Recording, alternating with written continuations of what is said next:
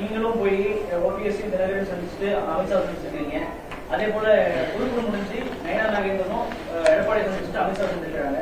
அவங்களுக்கு தேசிய ஜனநாயக கூட்டணியில் இடம் இருக்கா இல்லையா? அண்ணன் மதிப்பு மிகுந்த அண்ணன் ஓபிஎஸ் அவர்கள் முன்னாள் முதலமைச்சர் ஐயா அவர்களை இங்க கோயம்புத்தூர்ல ஒரு திருமண விழாவில் நாம் போகும்போது ஐயா இருந்தாங்க, 2 பேரும் சந்திச்சுக்கிட்டோம்.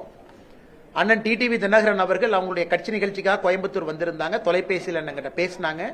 நான் அன்போடு நம்முடைய இல்லத்திற்கு உணவுக்கு வர வேண்டும் என்று சொல்லியிருந்தேன். அவர்களும் அதை ஏற்றுக்கொண்டு உணவருந்த வந்திருந்தார்கள். இதுதாங்கண்ணா. மற்றபடி தேசிய ஜனநாயக கூட்டணியில் யார் இணையணும் யார் இணையக்கூடாது என்பதற்கு அகில இந்திய அளவில் தலைவர்கள் இருக்கிறாங்க. தமிழகத்தில் என்டிஏ கூட்டணியினுடைய தலைவராக எடப்பாடி பழனிசாமி அவர்கள் இருக்கிறாங்க. பாரதிய ஜனதா கட்சியினுடைய தலைவர் அண்ணன் நயினார் நாகேந்திரன் அவர்கள் இருக்கிறாங்க. அதனால சரியான நேரத்தில் இவர்கள் முடிவெடுத்து சொல்லுவார்கள். இவங்க பேசுவாங்க யார் வரணும் யார் வரக்கூடாதுன்னு.